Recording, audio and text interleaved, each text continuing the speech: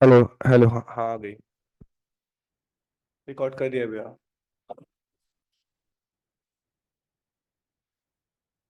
तो उम्मीद करते हैं आप लोगों का नया साल अच्छा गया होगा। है ना। कुछ तो अच्छा गया ही होगा, कहीं तो घूमने गए होंगे आप लोग। चलो कोई बात नहीं। तो चलो स्टार्ट करते हैं हम लोग। देखो, हमें जो अब टॉपिक्स हम पढ़ रहे हैं, ये टॉपिक सीधे आपसे क्वेश्चन में पूछे जाते हैं, और प्रीलिम्स में तो बहुत ही ज्यादा पूछे जाते हैं। यहाँ पर हम पढ़ने वाले हैं SC ST के रिगार्डिंग, हम पढ़ने वाले हैं OBC के रिगार्डिंग, हम पढ़ने वाले हैं वुमेन्स के रिगार्डिंग। ओके। तो सबसे ज्यादा जो क्वेश्चन उठते हैं, आप लोगों को पता है, SC ST के साथ उठते हैं। आपसे पूछा जाता है कि क्या क्या कॉन्स्टिट्यूशनल प्रिविलेजेस हैं, कॉन्स्टिट्यूशनल प्रोविंसेस हैं, और भी हमारे पास DPSP में कहाँ कहाँ जिक्र हुआ हुआ है। और आपको रिसेंटली OBC के रिगार्डिंग तो पता ही है, लाइक काका कालेकर कमेटी कब से पूछी जाती है, रोहिणी कमेटी अभी रिसेंटली है तो वो भी पूछी जाती है। तो किसने क्या बोला, कब क्या हुआ, आपको एक पूरी की पूरी टाइमलाइन पता होनी चाहिए। ठीक है। अगर पता रहेगी तभी आपके मार्क्स आ पाएंगे यहाँ पर। ये सीधा वही है, अगर आपको क्रैम्प है तभी आप करेंगे, अदरवाइज नहीं कर पाएंगे। डिट्टो वही चीज है। हमारी क्लास NCERT, मतलब NCERT की बुक्स में chapter number 7 class 8, okay, again class 12 chapter number 10, ये सब कुछ डील कर। Again class 12 chapter number 10, class 10th में भी हमारे पास चैप्टर नंबर 12, ये सब कुछ डील करते हैं हमारे पास special provisions for the marginalise section के थ्रू। ठीक है। अब आप क्या समझते हैं स्पेशल मार्जिनलाइज ग्रुप के थ्रू? क्या होते हैं ये special marginalise group? That simply means, देखिए, मैंने आपको एक दिन पहले भी बताया था कि इंडिया में एक नॉर्मल ह्यूमन बीइंग, एक जनरल मेल को छोड़कर सभी मार्जिनलाइज में आते हैं। जनरली बस एक मेल को छोड़ दो, जनरल कास्ट के मेल को, तो उसके बाद सब कुछ जितना भी पर्सन बच गया वो मार्जिनलाइज ग्रुप में आ रहा है। एग्जाम्पल आप लोगों के बिल्कुल सामने है। वुमेन्स की बात हम करते हैं तो उनको रिजर्वेशन मिला हुआ। हम SC ST की बात करते हैं तो उनको रिजर्वेशन मिला हुआ है with regard to their population. अगर हम OBC की बात करते हैं तो again 27% of reservation is provided to them. तो अच्छा, डिसेबिलिटी की बात करते हैं तो 3% of the reservation is provided to disables. Childrens की बात करते हैं तो उनके रिगार्डिंग बहुत सारे एक्ट है, प्रोविजंस है। यही क्वेश्चंस आपसे पूछे जाते हैं आपसे। अगर PCS की हम बात करते हैं, RO की हम बात करते हैं, यूपी के, उत्तराखंड तो बिल्कुल स्टैटिक, बिल्कुल स्टैटिक पूछता है। उत्तराखंड तो बहुत ही बच्चा टाइप का आयोग है। अगर आप देखना चाहते हो कि असली होता क्या है, तो आप तमिलनाडु उठाओ, आप यूपी उठाओ, वहां आपको दिखेगा कि आपने जो चीज नहीं पढ़ी है वो वहां पर है, या फिर आपने अगर बहुत डीप जाके कुछ पढ़ा है तो वो उन आयोगों ने पूछा है। ठीक है। तो देखिए यहाँ पर, India being a democratic country guarantee rights equally to all its people. Indian Constitution provide special privileges to social and economically weaker. ये इकोनॉमिकली वर्ड अभी अभी रिसेंटली ऐड हुआ है। पहले इकोनॉमिकली में इतना ज्यादा वर्ड, इतना ज्यादा पर्सपेक्टिव हम यूज नहीं करते थे। ठीक है, सिर्फ और सिर्फ सोशली वर्ड था। बताऊंगा मैं इसके पीछे का रीजन अभी। Section to enable them and come at par with the rest of the society. All these provisions suggested that India is a welfare state, committed to the welfare of the development of its people in general and vulnerable section in particular. ये line by chance कल की date में आप ऐसे लिखते हो, means लिखने जाते हो, you should start with this line, like India is a welfare state committed to welfare of development to its people. Then in in general, to its people in general and vulnerable section in particular. अगर SC ST का कोई भी question start होता है, OBC का कोई भी question start होता है, इवन वुमेन एंड चिल्ड्रंस का भी कोई क्वेश्चन स्टार्ट होता है, physical with person with disability का भी स्टार्ट होता है, इस लाइन को लिखते ही साथ आपका आंसर कैच ही बन जाता है। ठीक है, next. The vulnerable section in India include scheduled caste, scheduled tribe, other backward classes, women, minorities, disabled and child. Sir मैं इसमें cover बचा क्या है? कुछ कुछ बचा है? सिर्फ एक ही पर्सन बचा है, वो कौन? जनरल कास्ट का या फिर अपर कास्ट का मेल पर्सन ही यहाँ पर बचे रहते हैं। ये चीज याद रहेगी आप लोगों को। ओके। तो यहाँ पर ये बोलने की कोशिश क्या कर रहे हैं, देखो अब समझना, थोड़ा सा इसका बैकग्राउंड समझना। इसको आपको इसलिए भी समझना ज्यादा जरूरी है कि कॉलोनियल टाइम पीरियड में क्या था। कॉलोनियल टाइम पीरियड में 3 स्टेट पिलर्स थे, लाइक एक आईसीएस था, एक मिलिट्री था, एक पुलिस था। इन 3 के ऊपर रखकर कॉलोनियल टाइम पीरियड पे उनका सिर्फ एक ही काम था कि रेवेन्यू को लेकर चलना, सिर्फ रेवेन्यू जनरेट करना। तो वहां पर क्या था, बिफोर इंडिपेंडेंस हम डिक्टेटरशिप में जी रहे थे, तो वहां पर डीएम को ही बोला जाता था एज अ गवर्नमेंट, डीएम को ही हम गवर्नमेंट समझते थे। और बेटर तरीके से आपको अगर मैं बोला जाऊं तो एक Napoleon's office, little Napoleon's office भी अगर बोला जाए तो वो भी डीएम की एक पोस्ट थी। तो वहां से अगर हम इसको कंपेयर करते हैं, वहां से अगर हम इस चीज को कंपेयर करते हैं तो जस्ट आफ्टर इंडिपेंडेंस हमें क्या चीज देखने के लिए मिली कि हम जो थे कॉलोनियल टाइम पीरियड में कॉलोनीज के हिसाब से थे, हम सिर्फ रेवेन्यू जनरेट करना जानते थे, और अब इस टाइम पे हमारे पास क्या हो रहा है, हमें एक वेलफेयर प्रोवाइड करना पड़ रहा है। वहां पर वुमेन्स के रिगार्डिंग कोई ऐसा लॉज नहीं थे। हाँ देखो, आपको पता है थोड़ा बहुत, लाइक 1929 में सादा कानून हमारे पास आया था, वो भी हमारे पास किस लिए था, सिर्फ और सिर्फ वुमेन्स की एज इंक्रीज करने के लिए। और हम बात करते हैं तो फैक्ट्रीज एक्ट आया था जिसमें थोड़े बहुत ही वेलफेयर की बात की गई थी। लैंसडाउन से पहले हमारे पास स्टार्ट हो गया था, लैंसडाउन के टाइम पीरियड पे सेकंड फैक्ट्री एक्ट आया था 1891 में, 1881 से फैक्ट्री एक्ट स्टार्ट होने लग गए थे।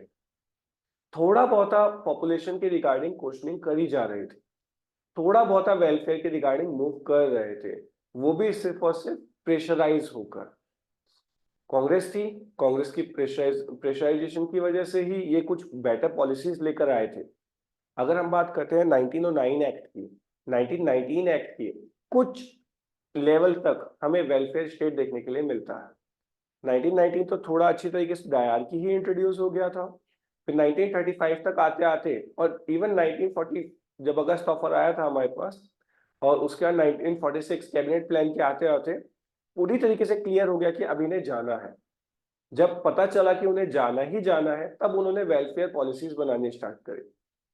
और ये याद रखिएगा, वेलफेयर पॉलिसीज हमारी नेहरू रिपोर्ट में भी थी, ठीक है। और उसके बाद कैबिनेट प्लान में हमारे पास, कैबिनेट जब प्लान बना था हमारे पास, उसके अंदर तो जब कॉन्स्टिट्यूशन इनेक्ट हुआ तो उसमें डीपीएसपी में सब कुछ इंक्लूड किया गया, इवन फंडामेंटल राइट्स में भी इंक्लूड किया गया। तो ये इसका एक ब्रीफ हिस्ट्री था कि किस मार्जिनलाइज सेक्शन को किस तरीके से हम अपलिफ्ट करने की कोशिश कर रहे थे। अच्छा, आफ्टर इंडिपेंडेंस क्या हुआ? आफ्टर इंडिपेंडेंस देखो, ये चीज यहाँ नहीं लिखी हुई है, ये जो मैं सब बातें बोल रहा हूँ ये आपको इग्नू के नोट्स में मिलेगी, एनसीईआरटी में ये गायब है। एनसीईआरटी ने सीधा पिन पॉइंट उठा के रखा हुआ है कि किसको, देखो एनसीईआरटी में क्या है, नॉर्मली कौन कौन से आर्टिकल में क्या है, और ये बता रखा है कि किस प्रोविजन के अंदर क्या सिक्योरिटीज या फिर क्या फ्रीडम आपको प्रोवाइडेड है। फंडामेंटल राइट्स एससी एसटी के साथ कहाँ कोरिलेट कर सकते हो आप, डीपीएसपी कहाँ कोरिलेट कर सकते हो, फंडामेंटल ड्यूटीज कहाँ कोरिलेट कर सकते हो। एनसीईआरटी में ये चीज है, इसका बैकग्राउंड और इसका फ्यूचर नहीं है, समझ लो इस चीज को। अच्छा, जस्ट आफ्टर इंडिपेंडेंस अगर हम देखते हैं तो आप सबको पता है कि हमारी पॉपुलेशन जो थी ज्यादा नहीं थी, लेकिन हमारी एजुकेटेड पॉपुलेशन बहुत ही कम थी। वहां पर आप बी आर अम्बेडकर जैसे पर्सन को देखो, बी आर अम्बेडकर, सही बात है, अगर बी आर अम्बेडकर नहीं होते तो वुमेन्स को वो राइट प्रोवाइडेड नहीं होते जो आज हैं। आप ये मान के चलिए, कितना डेवलप हम मानते हैं यूएसए को, मानते हैं, वहां पर वुमेन्स को राइट मिल रहे हैं वोटिंग के 1945 सेकेंड वेव ऑफ फेमिनिज्म में। वुमेन्स के पास वोटिंग राइट नहीं है वहां पे, तो माइनॉरिटीज हो, शेड्यूल कास्ट हो, इवन वुमेन्स हो, इन सबको थैंकफुल होना चाहिए टुवर्ड्स बी आर अम्बेडकर।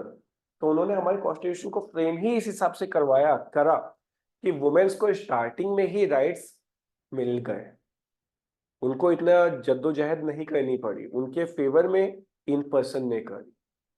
अब समझो इस चीज को कि जब आफ्टर इंडिपेंडेंस हमारे पास बिल्कुल एजुकेटेड पर्सन नहीं है, ऑल्दो आज भी एजुकेटेड है, तो वो भी हम कास्टिज्म रिलीजनिज्म को बहुत ज्यादा मानते हैं। तो आप ये सोचिए 1950s में कोई पर्सन अगर एससी है तो उसका जीना किस तरीके से दुश्वार होगा। अभी भी कुछ गांव ऐसे हैं, स्टिल अभी भी राजस्थान में कुछ गांव ऐसे हैं जहां पर आप अगर एससी हैं तो आप कुएं में से पानी नहीं ले सकते, वहां भी कुएं और ट्यूबवेल चलते हैं। ठीक है, सबसे ज्यादा ट्यूबवेल और कुएं कहाँ के हैं? तमिलनाडु। पूछा हुआ क्वेश्चन है 2016-17 का, ज्योग्राफी का क्वेश्चन है ये। और ज्योग्राफी से मुझे याद है आजकल तो इंडस वैली सिविलाइजेशन बहुत ज्यादा चर्चा में है, तो पढ़ लीजिएगा उसे। 100% है कि क्वेश्चन वहां से बनेगा ही बनेगा। ठीक है ना, क्योंकि जो प्रिडिक्टेड एज थी, हम मान रहे थे वो 4000 साल पुराना है, but now they are saying वो 8000 ईयर्स ओल्ड है। Oldest civilization of human history. DNA मिला है, ऐसे नहीं है। चलो ठीक है, अब यहाँ देखिए, तो यहाँ पर हमने बात करी कि हमारे यहाँ जो मार्जिनलाइज सेक्शन है, वनरेबल सेक्शन है, वो कौन कौन है? शेड्यूल कास्ट है, शेड्यूल ट्राइब है, अदर बैकवर्ड क्लासेस है, वुमेन्स है, माइनॉरिटीज है, डिसेबल्स एंड चिल्ड्रंस है। अगर आप यूपीएससी की बात करते हैं, मेंस की बात करते हैं, सीधा डिट्टो यही क्वेश्चंस वहां पर रहते हैं। 2019-20 की बात करते हैं तो डिसेबिलिटी के ऊपर क्वेश्चन पूछ लिया उन्होंने। गवर्नमेंट की क्या पॉलिसीज हैं, हमारे कॉन्स्टिट्यूशन में क्या क्या प्रोविजंस हैं, और गवर्नमेंट क्या अच्छा कर रही है। और आपको पता है वुमेन तो इनका इतना फेवरेट कुछ टॉपिक है कि ये तो हर दूसरे ऐसे में वुमेन को घुसा के रखते हैं। नहीं सीरियसली, किसी भी आयोग का जेंडर इक्वालिटी की हम बात करते हैं तो वो बहुत फेवरेट टॉपिक होता है, क्योंकि ये नेवर एंडिंग डिबेट है इस वजह से। ठीक है, तो हम पहले स्टार्ट करते हैं शेड्यूल कास्ट से। What do you mean by schedule caste? Schedule caste है क्या? देखो समझना कि दो चीजें होती हैं, एक होती है शेड्यूल कास्ट, एक होती है शेड्यूल ट्राइब। ठीक है, शेड्यूल ट्राइब्स होती हैं जो कि वनरेबल सेक्शन ऑफ सोसाइटी हैं, जो कि ऐसी जगह पर रहती हैं जहां पर रिसोर्सेज पहुंचाना मुश्किल है। समझ रहे हो? देखो, शेड्यूल कास्ट और शेड्यूल ट्राइब में जिंदगी में कभी कंफ्यूजन में मत आना। समझो, एक होते हैं हमारे पास एससी, एक होते हैं हमारे पास एसटी। अब समझना, हमारे यहाँ क्या है, हमारे यहाँ अगर हम वेद देखते हैं, वेदों में हमारे पास क्या है? 4 division of fold fold fold division है हमारे पास। सबसे पहले हमारे पास ब्राह्मण आ जाते हैं, फिर हमारे पास क्षत्रिय आ जाते हैं, फिर हमारे पास वैश्य आ जाते हैं, लास्ट में हमारे पास शूद्र आ जाते हैं। अगर हम आरसी दत्त उठाकर देखते हैं, ओल्ड एनसीईआरटी जो कि 1990s में चलती थी हमारे पास, वहां पर लिखा गया है कि शूद्र आर द नेटिव इंडियंस।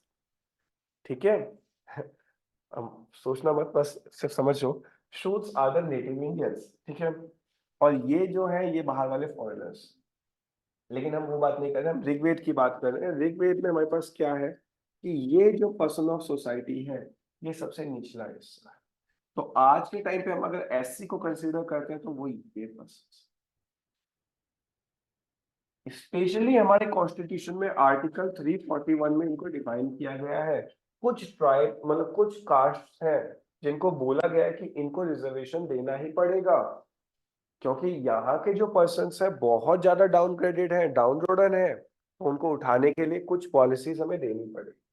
अच्छा, शेड्यूल्ड ट्राइब की अगर हम बात करते हैं तो what do you mean by tribe? मान के चलो दिस इज अ डिस्ट्रिक्ट और दिस इज अ स्टेट। ठीक है, स्टेट के अंदर हमारे पास ये पर्टिकुलर एरिया में बहुत ज्यादा फॉरेस्ट है, बहुत ही घनघोर फॉरेस्ट है, या फिर इस वाले एरिया में बहुत भयंकर तरीके से डेजर्ट है।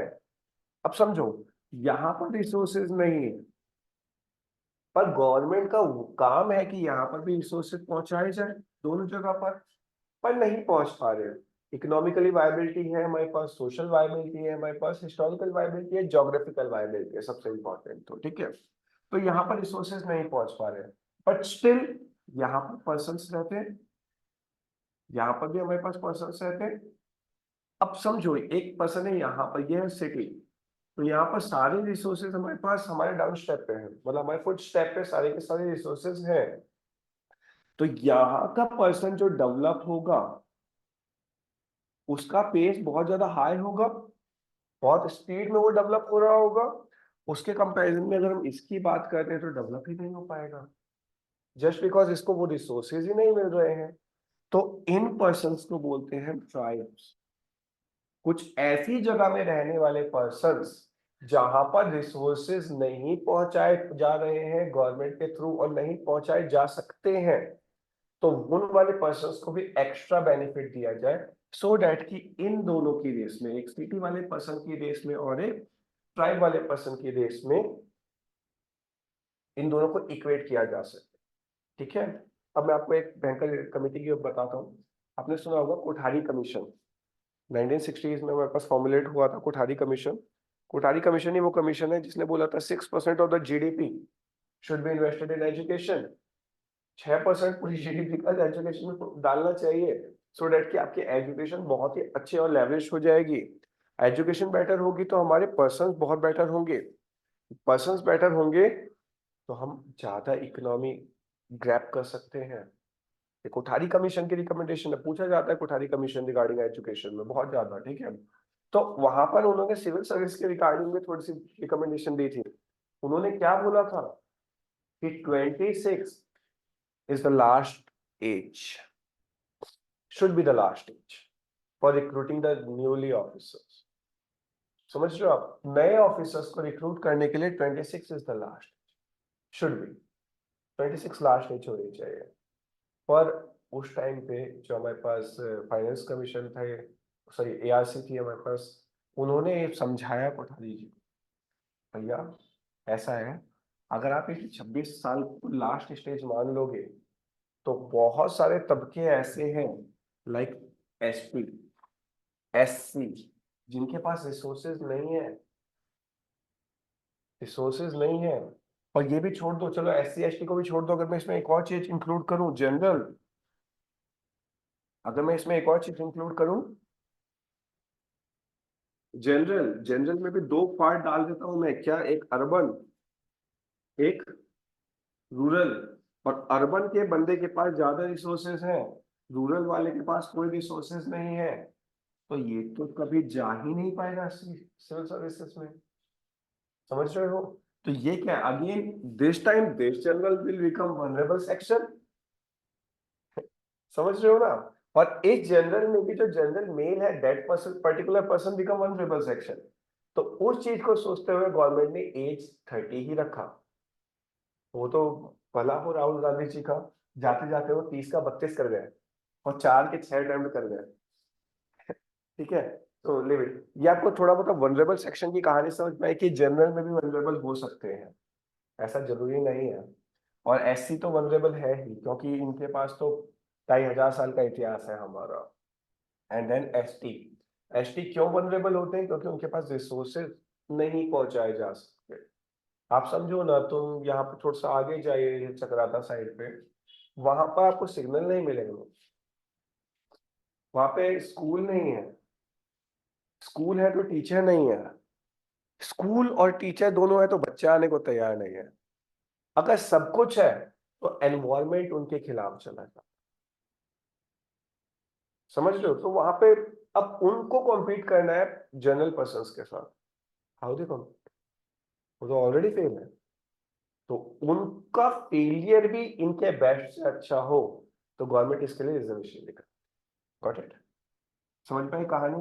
तो अगर आप आपसे कोई पूछे कि रिजर्वेशन के खिलाफ जाना है या नहीं जाना है, हम तो जाएंगे, है ना, क्योंकि जब तक हमारा सिलेक्शन नहीं हो रहा तब तक हमें कोई मतलब नहीं है। चलिए बेटे, तो देखिए शेड्यूल कास्ट, जैसे मैंने अभी आपको जस्ट अभी अभी बताया, इट वाज इन आर्टिकल 341। 341 में हमारे पास स्पेसिफिकली कुछ कास्ट के बारे में बताया हुआ है कि they are belonging from the scheduled caste. आप देखो, जैसे अभी आपने देखा होगा मायावती जी क्यों ही जीतती हैं। अच्छा, आपने कॉन्सेप्ट पढ़ा है, इग्नू की किताब थोड़ा सा पढ़िएगा, अच्छा लगेगा आपको। कभी जब फ्री बैठते हो नॉवल पढ़ने का मन करता है तो इग्नू की बुक्स पढ़ना। तो जैसे हमारे पास द्रविड़ नायडू बनाने की बात की जाती है, इस तरीके से दलितिस्तान बनाने की बात की जाती थी पहले। पूरा यूपी वाला एरिया दलितिस्तान बनेगा। समझ रहे हो। तो वहां पर बहुत ज्यादा पॉपुलेशन है दलितों की। पूरा बिहार देखा जाए तो वहां पर भी बहुत ज्यादा पॉपुलेशन है एससीज की। अब देखो ना, लालू प्रसाद यादव और नीतीश कुमार क्या पार्टी गेम खेलते हैं। एक बोलता है कि जो कमजोर पार्टीज हैं हम उसका वोट बैंक लेके आएंगे, फिर नीतीश कुमार आते हैं बोलते हैं कि जो बहुत बहुत ज्यादा कमजोर वो एससीज हैं हम उनका वोट बैंक लेके आएंगे। अब डिबेट क्या है कि कौन बढ़िया है, कौन बढ़िया एससी है, कौन बहुत बहुत बढ़िया एससी है। It's just a politics, okay. लेकिन पॉलिटिक्स को जब इससे आप कोरिलेट करोगे ना तभी चीजें याद आएंगी, वरना ऐसे फैक्ट ना जिंदगी भर याद नहीं रहते। आप पेपर तक याद कर सकते हो लेकिन जिंदगी भर इनका काम आता है। ठीक है। In traditional terms, these are the peoples who considered outcast, categorized as untouchables. Okay, they have remained extremely marginalized and poor on socio-economic parameters. इनको खुद अब एससीज को आपने हिस्ट्री में पढ़ा होगा, ऐसा मुझे लगता है कि आपको बात ने बताया होगा, समझाया होगा जब उन्होंने एंशिएंट इंडिया पढ़ाया है आपको। देखो उन्होंने मंडल्स में आपको बहुत चीजें क्लियर करी होंगी कि ऋग्वेद के टाइम पीरियड पे एक ही पर्सन में चारों वर्ण मिल सकते थे, एक ही फैमिली में चारों वर्ण मिल सकते थे, बट एट दिस टाइम ऐसा पॉसिबल नहीं है। अनफॉर्चुनेटली अगर आप की वर्क एससी वाले हैं बट आप बाय बर्थ ब्राह्मण्स में पैदा हुए हैं तो ब्राह्मण ही आप एक्वायर करके आगे चलते थे। एंशिएंट इंडिया में ऐसा नहीं था। चलो ये छोड़ो, अब ये समझो आप खाली कि जैसे जैसे हमारे पास टाइम चेंज हुआ during the Gupta period, even later Vedic period में भी चेंज हो गया था, मॉडर्न टाइम पीरियड में भी चेंज हो गया था, बट प्रिवेलेंस हमें देखने के लिए मिलता है गुप्ता टाइम पीरियड पे। जब हमारे पास जो एंशियंट ब्लॉगर्स हैं आज के टाइम पे यूट्यूब पे ब्लॉग बनाते हैं, उस टाइम पे क्या करते थे, घूमने तो उस टाइम पे भी आते थे, उस टाइम किताबें लिखकर चल गया। अब क्या है देखो, फॉर एग्जाम्पल अभी का जो ब्लॉगर है वो वीडियो बनाता है और इंटरनेट पे पैसा छापता है, यही तो है। उस टाइम के ब्लॉगर क्या थे, इंडिया में आए, इंडिया के बारे में लिखा और ये भी लिखा कि कहाँ कहाँ पे क्या क्या रिसोर्सेज हैं, घर गए अपनी लिखी हुई किताब को बेचा। किनको, ट्रेडर्स को। ब्लॉगर ने ट्रेडर को बेचा और ट्रेडर यहाँ पर आया, सिर्फ उसी जगह पर आया जहां पर उसको रिसोर्सेज मिलने थे, उसने उठाया और चल गया। दुनिया वही है, टेक्नोलॉजी अप एंड डाउन होती चली। फॉर एग्जाम्पल अभी देखो, कोई जो ये किमाड़ी का जो वाटरफॉल है कोई नहीं जानता था इस जगह को, किसी एक बंदे ने बोला सीक्रेट प्लेस, अब देखो वहां पर मैगी की दुकानें खुल गई। समझ रहे हो ना, सेम चीज है, सेम एंशिएंट इंडिया में भी हमारे पास हुई हुई है। लेकिन बस ये है कि आपको आंखें होनी चाहिए कि आप उस चीज को कैसे प्रिडिक्ट करते हो, मतलब कैसे प्रिटेंड करते हो और कैसे आप उसकी हिस्ट्री बनाकर ग्रैब कर लेते हो। तो अच्छा, इन लोगों के पास में बिल्कुल भी कोई इकोनॉमी का सोर्स नहीं था। फर्स्ट ऑफ ऑल आप ये मान के चले कि इनको खेतों में जाकर घास काटना पड़ता था पहले। अच्छा, सुबह इनका एक दिनचर्या देखिएगा, एंशिएंट इंडिया की बात कर रहा हूँ, मेडिवल इंडिया तक भी मैं बात कर रहा हूँ। लाइक जो भी हमारे पास अपर सेक्शन ऑफ सोसाइटीज होते थे, अपर सेक्शन लाइक ब्राह्मण, क्षत्रिय, हम शूद्र को मतलब वैश्य को भी उसमें इंक्लूड नहीं कर रहे हैं। वैश्य तो अभी बने हैं जब से इनके पास मतलब इनका ये इकोनॉमिक पर्सपेक्टिव चेंज हुआ है, तब से बन गए हैं। अदरवाइज इनका भी कोई अच्छा क्राइटेरिया नहीं माना जाता था इनको। ठीक है। तो इनका डे कैसे स्टार्ट होता था, ये सुबह सुबह उठेंगे वियास में, वियास मतलब मतलब जस्ट बिफोर 4:30 से बिफोर, तो इनको वियास में उठना पड़ेगा, अपने पीछे झाड़ू बांधनी पड़ेगी। झाड़ू ऐसी नहीं जो आप सोच रहे हो छोटी वाली, बड़ी वाली झाड़ू, कि जहां जहां पर इनके कदम रखे जाएंगे वो झाड़ू उसको साफ कर देगी। देन इनका पहला काम था, इनको तसला उठाकर जाना है बड़े घरों में, वहां पर उन्होंने जो भी सुबह सुबह एक्सट्रैक्शन किया है, मतलब वेस्ट किया है, उस वेस्ट को ये हाथों से उठा रहे हैं, बेयर हेडेड, कोई ग्लव्स नहीं है इनके पास। उसको उठाकर सुबह 10 बजे तक ये काम करना है और 10 बजे नहा धो के लोगों के पास जाना है कि जो हमने सुबह काम किया उसकी मजदूरी दे दो, 2 रोटी। लाइफ स्टाइल देखना अभी, 2 रोटी खाई मतलब पेट तो क्या ही भरेगा 2 रोटी में। उसके बाद इन्होंने खेतों में जाकर कटाई करने स्टार्ट करी, कटाई करने के बाद फिर इन्हें खाना मिलता था कि कितना आपने काम कर लिया। उसके बाद शाम को इनकी वुमेन्स की तो हालत इनके मेल्स से भी बुरी थी। अब समझो कि शाम को यही काम प्रोस्टिट्यूशन में चेंज हो जाता था और शाम के बाद फिर रात, और यही सर्कल रिपीट होता था। तो इनकी हालत इतनी बुरी है, इनके पास इकोनॉमिकली कोई भी प्रोसेस करने के लिए कोई भी प्लान्स नहीं थे। कोई भी इनकी हेल्प नहीं कर सकता था। अब दैट सिंपली मीन्स कि अगर तुम एससी में पैदा हो गए तो तुम्हारी गलती, अब तुम मरोगे भी poor he.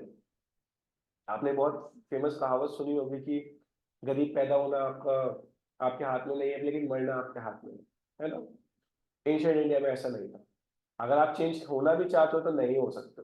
Best example is कर्ण इन महाभारत। कुछ भी कर लिया उस पर्सन ने, नहीं कर, आखिरी तक भी उसका नाम राधे ही रहा। दैट सिंपली मीन्स कि वो एससी से ही बिलोंग करता है। चलो लिमिट। तो आपको ये चीज समझ में आई थोड़ी बहुत ही कि क्यों इनके पास इकोनॉमिकली वेरिएशन नहीं था, क्यों ये किसी जॉब में नहीं जा सकते थे, क्यों हमारी कॉन्स्टिट्यूशन में किस आर्टिकल में इनके बारे में जिक्र किया हुआ है। और सेकंड चीज हमने बोला है कि ट्रेडिशनली ये वही पीपल हैं जो कि अनटचेबल कहलाते हैं। याद रहेगा? कोई इसमें इश्यू है? नहीं। अब इतनी कहानी बता दी है तो कहानी अभी याद रहेंगी अब आपको, तो आप इनसे भी कोरिलेट कर सकते हो कि दे आर अनटचेबल्स। इनको टच भी करना कोई सही नहीं समझता था।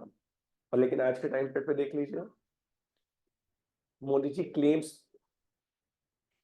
Himself as OBC. पता है? आई थिंक पता है। ठीक है। Ramnath Kovind was again belongs from the minority sections. हमारे यहाँ की टॉप मोस्ट पोस्ट इन्होंने एक्वायर करी। सिविल सर्विसेज में बात कर लेते हैं। आपको आईएएस बनने के लिए टॉप 90 में आना पड़ेगा। 90, टॉप 90। अगर हम एक एससी की बात करते हैं तो अगर वो 600 के बियॉन्ड भी है तो इज आईएएस। अगर हम बात करते हैं किसी फिजिकल डिसेबल पर्सन की तो चलो उनका तो बनता है उनका तो बनता है। Last time I know about a person that secure 971 rank in his IAS, तो उनका बनता है। लेकिन कुछ ऐसे पर्सन्स भी हैं जो रिसोर्सेज के मामले में कहीं पीछे नहीं है, but they claim SC quota. One STB. देखिए, socio economic condition of the schedule caste. The people of so called low caste were oppressed and exploited by those belongs to higher caste। ये कहानी मैंने अभी भी आपको बताई। Then majority of the people among the scheduled caste is still illiterate। Okay. अब इसको थोड़ा सा और हिस्ट्री में जानते हैं हम 12th सेंचुरी की बात करते हैं। 12th सेंचुरी मतलब हम सल्तनत टाइम पीरियड की बात कर रहे हैं। सल्तनत देखो, ऐसा नहीं है कि सिर्फ और सिर्फ शेड्यूल कास्ट की बात कर रहे हैं तो it is only belongs to the Hindus. Like आपने सिर्फ चमार ही वर्ड सुना है, दैट डजंट मीन कि सिर्फ हिंदुओं में ही एससी होते हैं। In every religion there is a caste division. हम मुस्लिम की बात करें तो सिया सुन्नी का कॉन्फ्लिक्ट चलता है। वहां सिया सुन्नी का कॉन्फ्लिक्ट चलता है, वहां पर भी जो बार्बर्स होते हैं, जो धोबी होते हैं, उनको बहुत लो कास्ट में रखा जाता है। अगर हम सिख की बात करें तो वो नामधारी और नामधारी दो अलग अलग कास्ट में, मतलब दो अलग अलग में बिलोंग करते हैं। क्रिश्चियंस की बात करें तो अगेन क्रिश्चियन में भी हमारे पास हायरार्की है। यही रीजन है कि बी आर अम्बेडकर ने बोला था कि मैं मरने से पहले एक ऐसे धर्म में जाऊंगा जहां पर कुछ भी अप एंड डाउन नहीं होगा। उन्होंने बहुत सोचा कि मैं क्यों ना क्रिश्चियनिटी में चेंज हो जाऊं, बट उन्होंने एग्जामिन किया कि क्रिश्चियनिटी भी कोई सैक्रोसेंट नहीं है। दैट्स वाई उन्होंने बुद्धिज्म अपनाया। ठीक है। तो हर एक कास्ट में, हर एक रिलीजन में एससी कास्ट प्रिवेल करता है। ठीक है। और इसको हमेशा ऑप्रेस कौन करता है? अपर कास्ट करता है। आप अभी भी देख लीजिए, घर में जाके देखिए, अगर आप जनरल कास्ट में, सो कॉल्ड ब्राह्मण में अगर आप बिलोंग करते हैं तो घर में जाके बोल के देखिए कि मेरे एससी एसटी के साथ मेरा रिलेशन है। व्हाट दे कॉल, अपने दादा या दादी को बोल के देखना, वो तो यहाँ तक बोल देंगे कि जो पितृ को जल चढ़ता है वो एससी एंड एसटी पर्सन से लिया ही नहीं जा सकता। मतलब एससी एसटी अगर पर्सन चढ़ाएगा जल तो वो जो हमारे एंसेस्टर्स है उन तक पहुंचेगा ही नहीं। पहुंचेगा तो खैर ऐसे भी कैसे ही, लेकिन कहावत है। ठीक है। चलो लिव इट। तो यहाँ पर हमारे पास क्या समझ में आया? अच्छा, मैं कहानी आपको बताता था 12th सेंचुरी में वुमेन्स हो चाहे एससीज हो, उनको पढ़ने लिखने का कोई अधिकार नहीं। From 12th century till 18th century, even 19th century. ये तो बहुत बहुत शुक्र हो राजा राम मोहन रॉय का, बहुत बहुत शुक्र हो ईश्वर चंद्र विद्यासागर का, एंड्रे विवेक जनेरियो का, राधा कृष्ण का, विवेकानंद का, जिन्होंने इंडियन रेनेसां को एक तरीके से इंट्रोड्यूस किया और समझाया कि ऐसा नहीं है। उस टाइम पीरियड पे कोई पढ़ाई की बात भी कर दे शेड्यूल कास्ट या वुमेन्स, उनके कानों में लोहा वो पिघला हुआ शीशा डाल देते हैं। शीशा ही क्यों, उनका मेल्टिंग पॉइंट सबसे ज्यादा होता है। मतलब मरना तो है, मौत भी दर्दनाक। बुरा तो नहीं लग रहा है ना? आप आ चुके मॉडर्न एज में हो अभी, आप सिर्फ इमेजिन करो कि ऐसा होता था। तो इस वजह से इनको थोड़ा सा प्रिविलेज मिला हुआ है। अब इतनी कहानियां सुनने के बाद आपको लगेगा कि यार इनको प्रिविलेज गलत नहीं मिला है। जो बंदा 2000 साल से ऑपरेशन सह रहा है, जो कास्ट, अगर उनकी कास्ट को आने वाले 100 साल में तक भी अगर रिजर्वेशन मिल जाए तो भी बहुत बहुत मुश्किल है कि वो इक्वालिटी के तल पर बैठेंगे हैं पाकिस्तान। चलो लिव इट। तो अब आपको समझ में आया कि वो अभी भी एजुकेटेड नहीं है। अब कॉमन बात है कि बचपन से उन्हें बोला जाता है कि कमाइए खाइए, इसी से खर्चा लेगा, तो यही आगे सिनेरियो मूव करता चला जाता है। देन तो अगेन ये डिपेंड करता है अपर कास्ट के ऊपर। आज भी आप देख लीजिए, बंधुआ मजदूर की कैटेगरी है, मध्य प्रदेश में भी है, राजस्थान में भी है, बिहार में भी है, जहां पर बच्चा पैदा होता नहीं है कि वो ऑलरेडी बिक जाता है। भगवान का शुक्र मनाओ कि आप देहरादून जैसे स्टेट में हो, डिस्ट्रिक्ट में। उत्तराखंड में भी कई सारे डिस्ट्रिक्ट ऐसे हैं अभी भी स्टिल प्रिवेल्स, जहां पर बच्चा पैदा नहीं हो, मतलब बच्चा अभी है ही नहीं, बट स्टिल ये है कि अगर ये बच्चा होगा तो ये इतने में जाए। सुन के अजीब लगेगा बट स्टिल है, ठीक है। अब यहाँ तो ये चीज समझ में आई आपको कि अपर कास्ट के ऊपर डिपेंड करते हैं। डिपेंड कैसे करते हैं? खेती खलिहानों की वजह से, हमारे पास जो हम इनको फाइनेंस प्रोवाइड करते हैं उसकी वजह से, और इवन जो खाना पीना हम देते हैं उसकी वजह से ही हमारे ऊपर मतलब अपर कास्ट के ऊपर डिपेंड करते हैं लोअर कास्ट। देन इसके बाद आती है शेड्यूल्ड ट्राइब्स की बारी। शेड्यूल्ड ट्राइब्स में मैंने आपको समझाया अभी अभी कि क्या होती है। कॉन्स्टिट्यूशन में याद रखिएगा article 341 relate to the scheduled caste and Article 342 relate with the scheduled tribes. Next, the Adivasis or the scheduled tribes literally means originally inhabitants. ये चीज याद रखना। शेड्यूल्ड ट्राइब्स का मतलब होता है उस पर्टिकुलर रीजन का, उस पर्टिकुलर एरिया का जो नेटिव पर्सन है, that is the scheduled tribe. अच्छा, दैट सिंपली मीन्स आप बोल सकते हो Shudras are the natives of Indians, मतलब India, natives of India. That simply means Shoots are the scheduled tribe for the India. But SC में ज्यादा privileges मिलते हैं, so they belong from SC. Okay, next is they are communities which lived and often continue to live in close association with the forest. अच्छा, not only forest. जैसे मैंने आपको बताया जहां रिसोर्सेज नहीं है, they are known as tribal. आप extreme desert में चले जाओगे, वहां पर भी पर्सन्स रह रहे हैं, again they are tribes. Chakrata side पे चले जाएंगे आप, तो यहाँ पर भी आपको जौनसार वाला रीजन है, वहाँ पे सब जौनसारी मिल जाएंगे, again a kind of scheduled tribe, ठीक है। Next, according to census, okay this is the fact. अगर खैर अब तो बस एक ही साल बचा है, इस साल जितने पेपर आने वाले हैं उसमें फैक्ट यूज हो रहे हैं, आगे तो न्यू सेंसेक्स हमारे पास सामने इंतजार कर रही है। 2011 की सेंसेक्स के हिसाब से 8% of the total population of India is scheduled tribe, Adivasi है। फिफ्थ और सिक्स शेड्यूल को सही से पढ़ा था जब मैंने बताया था? उम्मीद करता हूँ पढ़ा होगा। लेक्चर्स रिकॉर्ड होते हैं यहाँ पे, आप दोबारा ले सकते हैं। फिफ्थ और सिक्स शेड्यूल को दोबारा पढ़िएगा, उसमें मैंने आपको बहुत कुछ बताया, इनर लाइन परमिट भी मैंने आपको बताया है, किस हिसाब से इनका कल्चर है वो भी मैंने आपको यहाँ पे एक्सप्लेन किया है। Next is Adivasis are not the homogeneous population, they are over 500 different Adivasi group in India. ये तो फिर भी कम आंकड़ा दिखा रहा है, एनसीईआरटी उठा के देख लीजिए, वो तो 600 पार है। जो न्यूली एनसीईआरटी है वो तो 600 पार है, और इसमें 75 तो वल्नरेबल सेक्शंस है, मोस्ट वल्नरेबल सेक्शन से सब इंक्लूड करते हैं।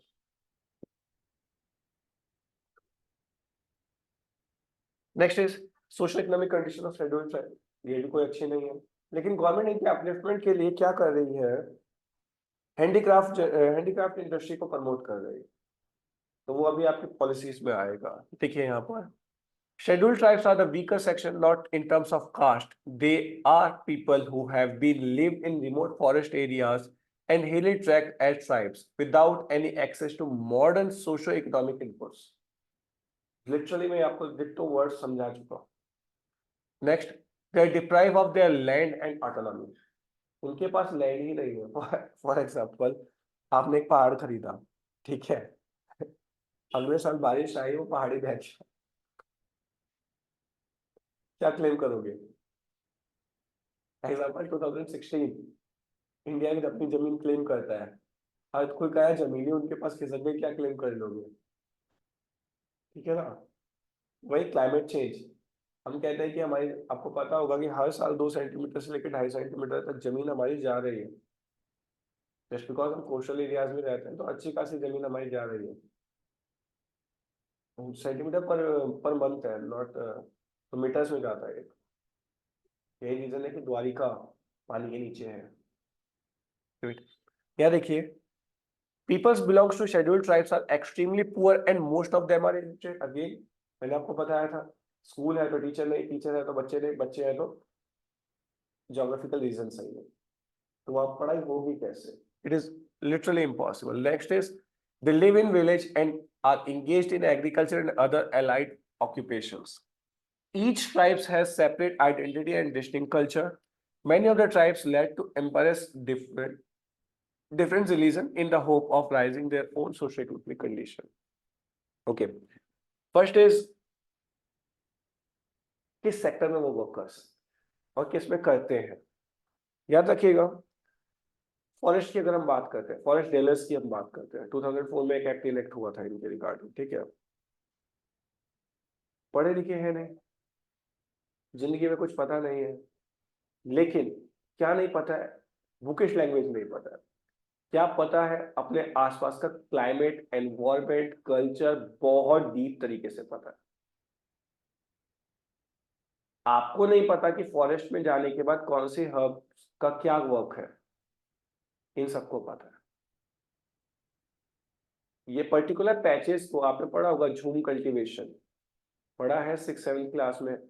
क्या करते थे ये ट्राइब्स वाले, एक पर्टिकुलर एरिया में जाते थे, वहां के ट्रीज को कट करते थे, वहां पर अपना प्रोडक्शन स्टार्ट करते थे, 2 साल या 6 महीने से लेकर 2 साल तक वहां पर अपना प्रोडक्ट बनाया, लिया, मतलब लैंड से अपनी प्रोडक्शन लिया, यूज किया। अब लैंड उतनी ज्यादा परफेक्ट नहीं बची तो खत्म किया और नेक्स्ट जगह पर मूव कर रहे। यही था जो कल्टीवेशन। क्वेश्चन अराइज हुए हैं आपके, ज्योग्राफी का रिलेशन वाला क्वेश्चन है, पार्ट है, इसलिए मैं नहीं बताऊंगा। अगेन याद रखिएगा, क्वेश्चन अराइज होते हैं यहाँ से, एक साइड दे देते हैं झूम कल्टीवेशन, एक देते हैं रीजन्स, नेम ऑफ कल्टीवेशन, दूसरी साइड रीजन्स, किस रीजन में किस नाम से जाना जाता है, you have to match them. Geography का पार्ट है, क्रैम्प कर लीजिएगा। अच्छा, नेक्स्ट चीज है हमारे पास, तो ये क्या करते क्या है वहां पर, यहाँ पर वो सिर्फ और सिर्फ एग्रीकल्चर करते हैं।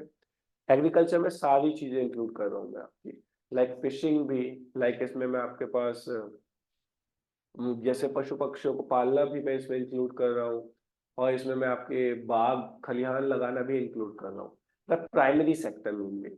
तो all the activities engaged in primary sectors are done by these type of peoples because they are not aware of education, they can't work in tertiary sector।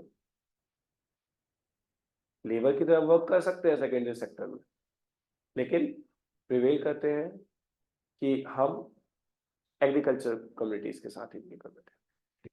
ये चीज नहीं पूछी जाएगी आपसे, सिर्फ इस पार्ट में एक ही चीज पूछी जाएगी, इनका सोशो इकोनॉमिक कंडीशन है कैसा, पैराग्राफ बनाकर आपसे पूछा जा सकता है, आर्टिकल्स आपसे पूछे जाएंगे, ठीक है। Next is measures and safeguard to uplift the condition of the SCs and ST. Constitution of India prescribes the certain protective measures, safeguard and welfare of the measures for scheduled caste, ठीक है। Like if you are talking about the scheduled caste and scheduled tribe, you are very well aware of the fact that our constitution provide many safeguard to them. Even even अगर आपने women को touch किया, women को tease किया, तो आपके पास भी 6 महीने तक का अनवेलेबल वारंट है। कॉमन बात आपको पता होनी चाहिए कि अगर आपके साथ कोई मिसहैपनिंग हो जाए या फिर कोई पर्सन आपको टीज कर रहा है, तो आप सीधा जाइए पुलिस स्टेशन में, रिपोर्ट लिखवाइए। 6 मंथ तक नॉन बेलेबल ऑफेंस है वो। सेम चीज मान के चलते हैं कि मैं एससी हूं और आपने मुझे बोला ए चमार, और मैं पहुंच गया पुलिस वालों के पास कि इसने मुझे जाति बोधक शब्द से सम्मानित किया। सम्मानित तो बहुत awkward है। they are just telling to me as calling my names, देखो ये अभद्र भाषा में मेरे साथ बात कर रहे हैं, ठीक है। अगेन 6 मंथ तक के लिए आपके लिए भी नॉन बेलेबल ऑफेंस। आप चमार को चमार नहीं बोल सकते। इसका लाइव एग्जांपल आपको मिलेगा LBSNAA, Lal Bahadur Shastri national administrative academy में। 2 पर्सन्स लड़ाई में इन्वॉल्व हुए, एक अपर कास्ट पर्सन ने दूसरे वाले पर्सन को बोल दिया चमार, स्टिल वो अभी तक पास आउट नहीं हुआ है। और ये बात है 2019-18 की, 18-19 की। समझ रहे हो कितना हार्ड है, कितना हार्श है ये कानून, जबकि वो पर्सन आपको कुछ भी बोल सकते हैं। लेट तो कॉन्स्टिट्यूशनल प्रोविजन है, आप में से कोई नहीं है तो मैं उसे आज से पंडित बोलने वाला था, ठीक है। ओके, कॉन्स्टिट्यूशनल प्रोविजंस की हम बात करते हैं। The Constitution prescribes protection and safeguard for scheduled caste, either especially or by the way of insisting of their general rights as a citizen. उनको कोई ऐसा बोला जा रहा है कि उनको उनकी क्राइटेरिया में तो हेल्प मिलेगा ही मिलेगा, लेकिन उसके साथ साथ नॉर्मल सिटीजन्स के राइट में भी उनको हेल्प मिलेगा ही मिलेगा। मतलब दो मुई तलवार, समझ लो। Next, the constitution safeguard their interest with the objective of promoting their education interest and removing the social disability. देखो याद रखिएगा, social disability is here means untouchability. चलो इसका मैं आपको लाइव एग्जांपल आपकी जनरेशन के हिसाब से बताता हूँ, हमारी जनरेशन के हिसाब से बताता हूँ। मान के चलो कि आप किसी के साथ रिलेशन में हो, वो पर्सन बाय कास्ट डाउनग्रेडेड है, आप रिलेशन में उसके साथ 4-5 साल रह सकते हो, लेकिन जैसे ही शादी की बात आती है, अब्बा नहीं मानेंगे वाली कंडीशंस उड़ जाती है। समझ रहे हो, ये सेम कंडीशंस हमारे यहाँ बहुत जगह अप्लाई होती है। अच्छा, इसी के लिए ना हमारे पास बीएनएस में सेक्शन 69 इंक्लूड किया है, अभी पढ़ लीजिएगा, बीएनएस पढ़ना चाहिए पड़ेगा, Bharatiya Nyaya Sanhita. Okay, next is reservation and affirmation action. दो, the Constitution of India provides for the reservation in the education institution and public employment to the scheduled caste and scheduled tribes in proportion of their population. याद रखिएगा, यहाँ पर बहुत important word है, बहुत ही ज्यादा important word जो use हो रहा है यहाँ पर, that is in terms of. ये चीज याद रखिएगा, दिस वन, ये आपसे पूछा जाएगा। Okay, like in terms of their population. Next is Constitution of India provide for the reservation in Lok Sabha, Rajya state assemblies and local self-government institution in proportion of their population. 15% for the scheduled caste, 7% for the scheduled caste, scheduled tribes in center. Important है, बहुत ज्यादा important है, just because ये आपको parliament में नहीं बताया था मैंने, ठीक है। Like 15% for the SCs and 7% for the STs at center, और स्टेट में हमारे पास पॉपुलेशन के हिसाब से है। याद रखिएगा, सेंटर में जो पार्लियामेंट बैठी हुई है, पार्लियामेंट के अंदर हमारे पास 15% for the SC is reserve and 7% for the ST is reserve. और स्टेट में क्या है, स्टेट में कुछ नहीं होता है, स्टेट में है कि आपकी पॉपुलेशन जितनी SC ST के हिसाब से है, उतनी ही सीट आपको रिजर्व रखनी पड़ेगी। कहीं ना कहीं आपको ऐसा तो नहीं लग रहा है कि प्रोपोर्शनल रिप्रेजेंटेशन है? कम्युनल रिवॉर्ड तो नहीं लग रहा है आपको ये? पढ़ा है? हिस्ट्री पढ़ी है? कुछ था ऐसा, ठीक है।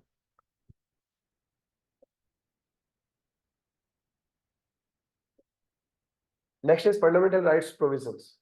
इंपॉर्टेंट है, ठीक है। फंडामेंटल राइट प्रोविजंस में हम बात करते हैं तो article 17 of the constitution abolish the untouchability and forbidden the practice of any of its form. For example, आप अगर एससी एसटी की बात करते हैं, ठीक है, तो the main thing is they are untouchables. ऐसा हमने इतिहास से जाना है, समझा है। आप ये मान के चलिए, मैंने आपको बताया था 2012 में जो बहुत बड़ा मुजफ्फरनगर राइट्स हुआ था, वो सिर्फ इसीलिए हुआ था क्योंकि एससी बच्चों ने upper caste, so called upper caste persons के टैंकर से पानी पी लिया था, तो इसकी वजह से वहां बहुत बड़ा नरसंहार हुआ। ये तो 2012 की बात है।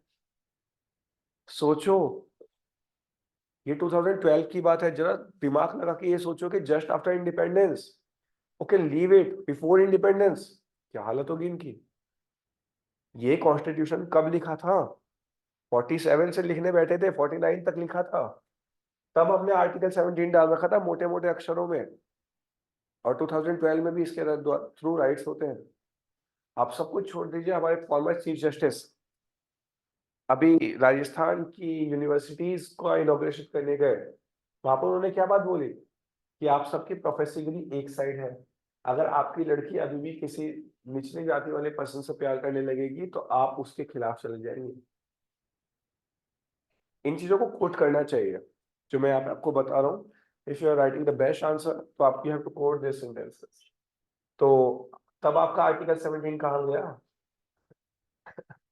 पूरी जिंदगी आपने आर्टिकल 17 पढ़ा है, तब कहाँ गया? खत्म।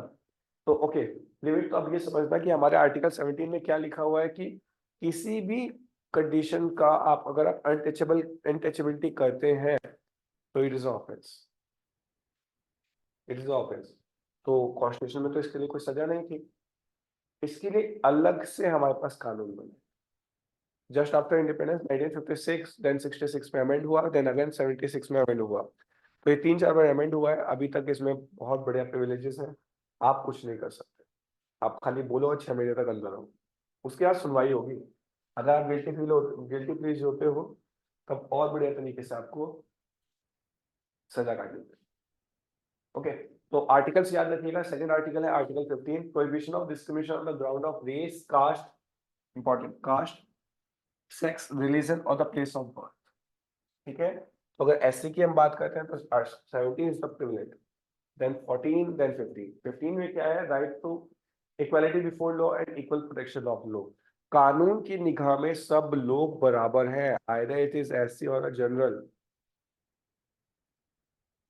तो कहीं ना कहीं को रियायत मिल जाती है, लेकिन ऐसी रियायत नहीं है। फॉर एग्जाम्पल, आप जनरल, आप एसटी, आपने कह दिया मेरा खून, दोनों ने मिलकर, तो लगेगी आपके ऊपर 302 ही। चलो अब तो चेंज हो गया सेक्शन, लेकिन आपके ऊपर अटेम्प्ट टू मर्डर और मर्डर वाला चार्ज दोनों लगेगा, और यहाँ पर कानून की नजर में दोनों बराबर। आपको 14 साल की सजा होगी ही होगी। ये कानून की नजर में बराबर है, ठीक है। नेक्स्ट है, अच्छा, डीपीएसपी की प्रोविजंस की अगर हम बात करते हैं तो डीपीएसपी में कहाँ जी कर हमारे पास एससी के रिगार्डिंग, शेड्यूल कास्ट के regarding. Article 38 and 46 of DPSP specifically aim to secure the social justice to deprived section of the population. Article 46 education की बात करता है, और Article 38 तो बहुत इंपॉर्टेंट है, equal pay for equal work. अच्छा, 38 में 6 सेक्शंस है। 6 सेक्शंस में हमारे पास वुमेन्स के रिगार्डिंग बात हुई है, चिल्ड्रंस के रिगार्डिंग बात हुई है, और प्रिविलेज क्लासेस के रिगार्डिंग बात हुई है। तो इट इज बिट इंपॉर्टेंट, ठीक है। Next is constitution provisions. The untouch, अच्छा ये देखिए, मैंने जो अभी भी आपको बताया था कि कब कब एक्ट इनेक्ट हुआ और कब कब अमेंड हुआ। आर्टिकल 17 में लिखा हुआ है,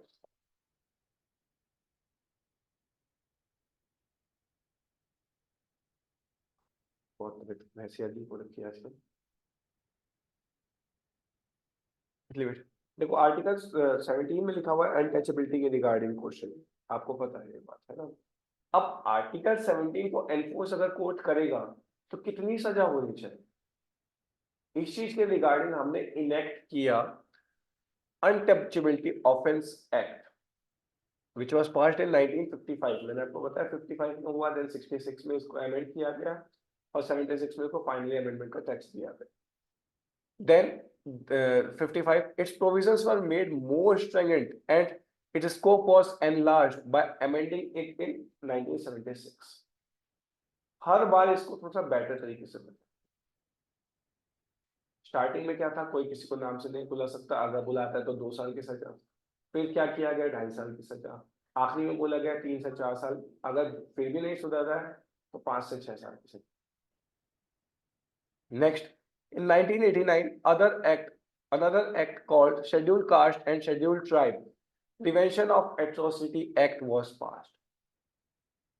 अब शेड्यूल्ड ट्राइब और शेड्यूल्ड कास्ट के रिगार्डिंग भी एक अलग से एक्ट पास किया गया 1989। अब ये क्वेश्चन कैसे बनेंगे, अब समझिएगा। एक साइड आपको दिया जाएगा द अनटचेबिलिटी ऑफेंस एक्ट, दूसरी साइड दिया जाएगा ईयर। नेक्स्ट लाइन में आपको दिया जाएगा scheduled caste and scheduled tribe prevention of atrocity act, दूसरी साइड दिया जाएगा year. You have to match. ये किसी को देखो, आपने एक बार पढ़ लिया, मैंने इसे 10 बार पढ़ लिया, चलो 10 बार पढ़ने पे तो थोड़ा बहुत याद रह जाता है, एक बार पढ़ने पे याद नहीं रहता। कैसे याद रखना है, रखने का एक सिंपल सा तरीका है। First of all the untouchability offence act, आपको ये पता होना चाहिए कि अनटचेबिलिटी एक्ट पहले आया, ये नहीं पता लीव इट, लेकिन अनटचेबिलिटी एक्ट सबसे पहले आया। जितने भी एक्ट है उसके बाद है, तो उसमें से 2-3 तो एलिमिनेट नहीं हो जाएंगे, आंसर आपको दिखने लग जाएगा। और ये वाला एक्ट भी बहुत इंपॉर्टेंट है, scheduled caste and scheduled tribe prevention of atrocity act, इसको भी रीनेम किया गया है बार बार। ठीक है, अब जो ये वाला एक्ट है हमारे पास, scheduled caste and scheduled tribe prevention of atrocity act, इसमें हमारे पास क्या क्या प्रोविजंस है, प्रोविजंस है।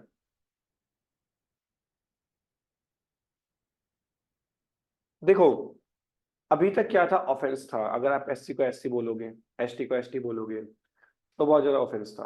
अब समझना, अगर अगर आपने एक जनरल पीपल के साथ कुछ क्राइम कमिट किया है तो आपको सजा होगी। वो सजा होगी जैसा भी हमारे पास लॉ में लिखा हुआ है। लेकिन इस कानून के हिसाब से अगर आपने एससी या एसटी के साथ कोई भी कमिट किया, क्राइम ऑफेंस कमिट किया, तो आपकी सजा का दायरा बढ़ जाएगा। समझ रहे हो? एग्जाम्पल, आप एक कंपनी चला गए और मैं यहाँ पर एससी हूँ, आपकी कंपनी का एक मेंबर हूँ, आपने मुझे चीट किया, तो नॉर्मल कंपनी लॉज के हिसाब से जो आपके पास आपके ऊपर लगना था कानून, उसके हिसाब से आपको सजा होनी थी 5 साल की। लेकिन आपने मुझे चीट किया और मैं हूँ एससी, मैं आपको खरीदूंगा इसके हिसाब से, तो आपकी जो 5 साल की सजा है वो 6 साल, 7 साल, 8 साल, मतलब इंक्रीज होकर ही मिलेगी, डिक्रीज होकर नहीं मिलेगी। ऐसे से फायदे करने के, ऐसे से शादी करने के फायदे भी बहुत है, याद रखिएगा। तो आपको बुरी से बुरी हालत में भी बचा ले जाएगा, और आपके बच्चों के ऊपर क्लेम भी एससी का लगेगा। रिजर्वेशन सोचिए, प्रॉफिटेबिलिटी, बाहर गए upper caste, so called upper caste. चलो, अपर कास्ट अगर बढ़िया होना ही है तो फिर किसी, फिर class one officer, that's all, उससे ये बात नहीं। Next is it list a type of humanitarian that are both physically and morally shameful and seeks to punishable of those who force a member of scheduled caste and scheduled tribe to drink or eat any inedible or distasteful substance। Okay, अब याद रखिएगा, आपको यहाँ पर देख के लगेगा कि ऐसा कौन कर सकता है। मैंने आपको कल ही एग्जाम्पल, मतलब लास्ट क्लास में ही एग्जाम्पल दिया था कि राजस्थान के एक जिले में प्रिंसिपल ने स्कूल के बच्चे से ड्रेनेज, सीवेज ड्रेनेज जो हमारे पास था, प्रोगोवर टैंक था, सेप्टिक टैंक जो था, वो साफ करवाया। वो दिया था एग्जांपल में लास्ट क्लास में आपको। ये काम है किसका? आजकल तो किसी कोई इंसान भी नहीं करता है। गवर्नमेंट ने अभी अभी इसके लिए नमस्ते स्कीम लॉन्च करी है। आई थिंक आपको पता होगा, पता है? तो ये लिख लीजिएगा, नमस्ते स्कीम बहुत इंपॉर्टेंट है, इस साल के बजट में इसके लिए अलग से एलोकेशन किया गया था। नमस्ते स्कीम इसके लिए लॉन्च की है। अब उस पर्सन के खिलाफ इस वाले एक्ट के थ्रू कार्रवाई होगी। वो तो गए हो, प्रिंसिपल तो गए हो समझ रहे हो? अगर हम उसकी बात करते हैं, राजस्थान की लैंग्वेज में बात करते हैं, ठाकुर तो गए हो। और कितने साल के लिए गए हो? 5 साल तो मिनिमम गए हो। उम्र ही कितनी होगी, 50 से ऊपर का तो होगा ही। 5 साल वहां बर्बाद कर दिए। चलो मिल जाएगा वैसे उसे बेल।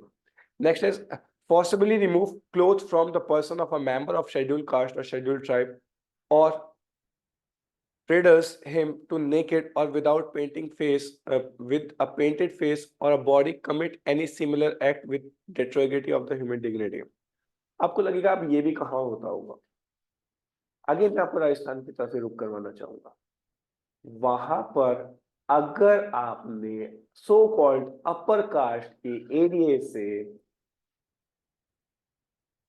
घोड़े पर चढ़कर बारात निकाल दी, तो ये तो कुछ भी नहीं है, इससे भी बुरा बुरा हो सकता है। राजस्थान मध्य प्रदेश वाले एरिया में निकाल कर देखो, गधे पे बैठा के मुंह काला करवा के नंगा करके पूरा फुल न्यूड करके अपने मोहल्ले में घुमाते हैं। समझ रहे हो?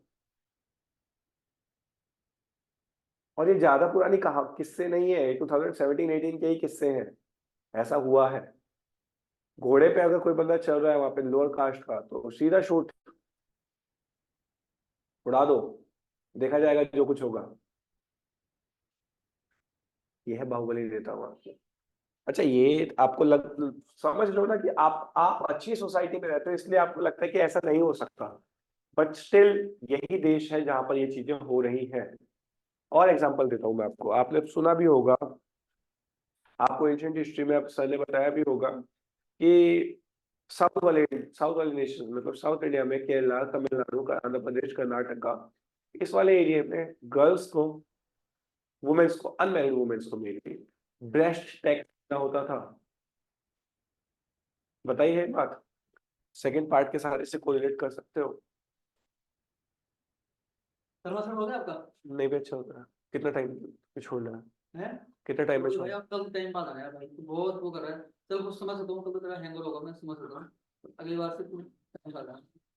समझे बोल यार, ऐसे तो तुम्हारे नए नए लोग हैं। ठीक है, तो मैं आपको गंदे ही तो हूँ। ऐसी बातें पब्लिकली थोड़ी करते हैं, अकेले में करते हैं। चलो, तो ये बात आपको समझ में आई। आप पढ़ना इसके बारे में। तमिलनाडु बोर्ड जो है इस ईयर में एक बहुत बढ़िया थीसिस भी दे चुका है। और even Tamil Nadu board, Tamil Nadu PCS में इसके ऊपर कई बार क्वेश्चंस भी होते हैं। बाई चांस कल की डेट में आपका तमिलनाडु जाने का मन करे पीसीएस देने का, तो आप इस चीज को पढ़ के जाइए स्पेशली। तो अब आपको ये दोनों पॉइंट समझ में आए कि अभी भी होते हैं। 2016 की एक और बात बताता हूँ मैं आपको। यहीं का एक पर्सन है, ये ऊपर ही है, I think Pauri Garhwal side की बात है, कुमाऊं की बात है, नॉट पौड़ी गढ़वाल, कुमाऊं की बात है, याद आया मुझे। कुमाऊं में शादी में अपर शादी थी, अपर कास्ट की शादी थी। पैसा नहीं है उनके पास, नाम है खाली, फितरत है उनकी खाली, ठीक है। उस बंदे ने अपने दोस्त को बुलाया। दोस्त क्या था, लोअर कास्ट का था। उसके नाम क्या कि शाह लग रहा था। तो अब शादी हुई, दोस्त की शादी है, तो भाई नाचेगा गाएगा खाना खाएगा। उस बंदे ने सबके साथ चेयर पे बैठ के खाना खा लिया, और बातों ही बातों में उसका नाम पता चला, तो नाम के आगे शाह था।